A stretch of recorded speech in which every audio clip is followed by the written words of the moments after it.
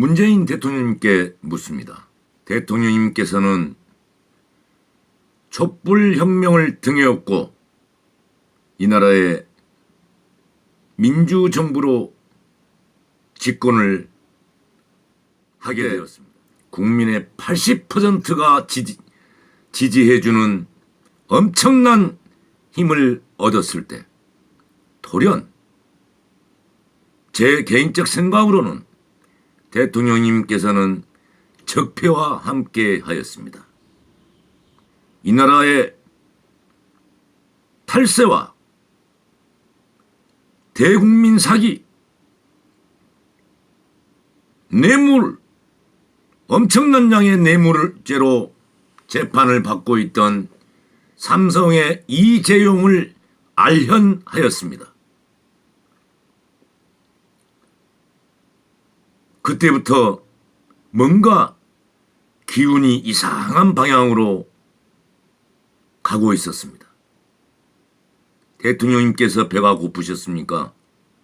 아니면 대통령님을 모시고 있는 그 호위무사들의 욕심이었습니까? 대통령님의 눈과 귀를 가리는 그 밑에 호위무사들 때문에 당신께서는 국민의 목소리를 전혀 듣지 못하고 계십니까?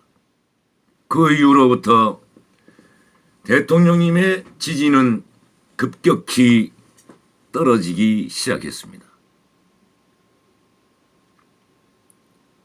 많은 고생 끝에 그 집권하여 권좌에 오르면 많은 분들에게 신세를 진다는 것을 들어서 압니다. 제가 경험해 본 적은 없고요.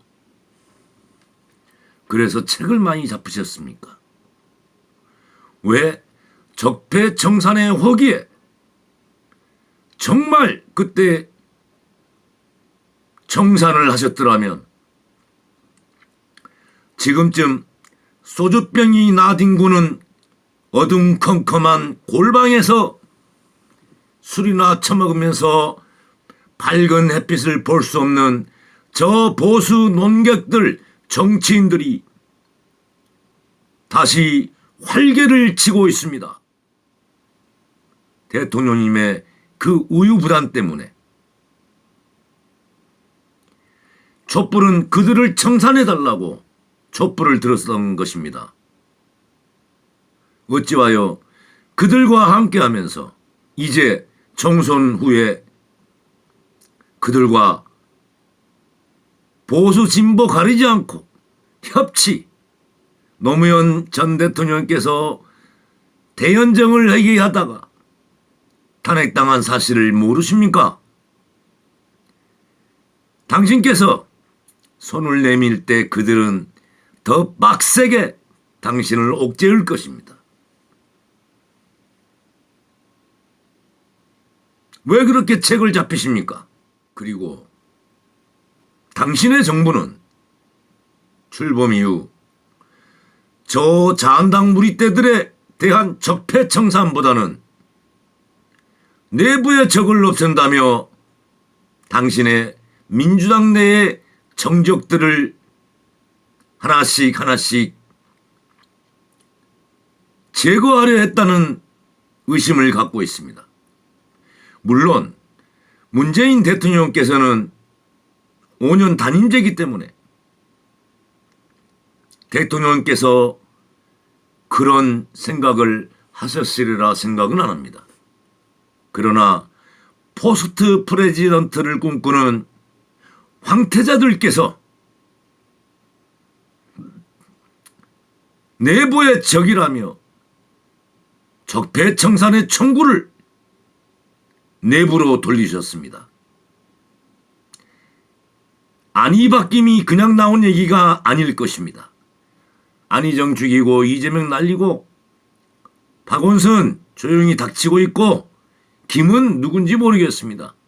한간에는 김부겸이라는 얘기도 있고 누군지 모르겠습니다. 내부의 총구를 돌리고 느닷없는 미투 운동을 일으켜 안희정을 감옥으로 보내고 이재명을 온갖 개쌍놈 쓰레기로 만들었습니다. 그리고 석연찮은 노회찬의 죽음은 도대체 어떻게 된 것입니까? 저는 노회찬 자살 조작 시민 진상조사단의 부대표를 맡으면서 당시 사건을 담당했던 서울 중부경찰서 형사 3과에 가서 우리는 노회찬이 그 아파트에 엘리베이터를 탔다는 CCTV만 보여주면 이 모든 의혹을 승복하겠다고 했지만 끝끝내 보여주지를 않았습니다. 공개하십시오. 당시 중부경찰서 형사도 노회찬이 아파트 엘리베이터를 탔다는 CCTV가 있다고 저희들에게 설명했습니다. 왜 안 보여주십니까? 아파트 투신 자살자의 경우에 그 CCTV만 보여주면 그렇게 올라가서 떨어져 가셨구나 인정을 합니다. 그것만 좀 공개해 주십시오. 모든 의혹을 갖지 않겠습니다. 왜 그걸 공개하지 않으십니까? 당시 민정수석 조국은 알고 있을 것입니다. 물론 대통령님도 노회찬이 어떻게 죽었는지 아실 것이라고 생각합니다. 김경수에 대한 재판은 도대체 언제 끝나는 것입니까? 그리고 뜬금없는 미투 운동은 왜 일어났습니까? 한간에는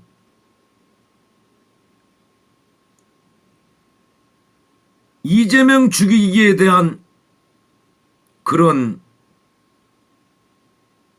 것도 청와대에 있다는 말도 있습니다. 이명박은 어떻게 되는 것입니까? 왜 나와서 설치고 다니는 겁니까? 물론 조용히 있긴 하지만 사자방은 그대로 끝나는 것입니까? 4대강 자원외고 방위산업에 대한 그 엄청난 국가적 비리는 그냥 묻히는 것입니까? 이재용은 어떻게 되는 것입니까? 대법원은 왜 아무 말이 없는 것입니까? 이재명 지사는 어떻게 하실 겁니까?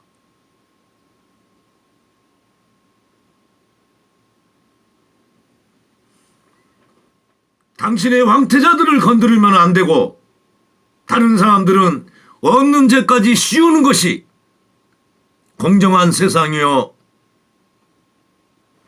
만연에게 평등한 법이요 기회는 평등하고 과정은 공정하고 결과는 정의로운 것입니까? 답변해 주십시오. 유재수의 감찰 무마 문제, 송철호 시장의 관건 개입 의혹,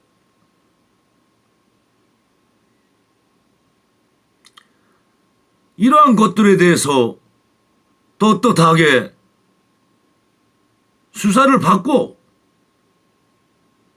그 모든 의혹들을 해결해야 서로 신뢰하고 믿는 사회가 되지 않겠습니까? 적폐가 청산되었더라면 지금쯤 소주병이 나뒹구는 어둠컴컴한 골방에서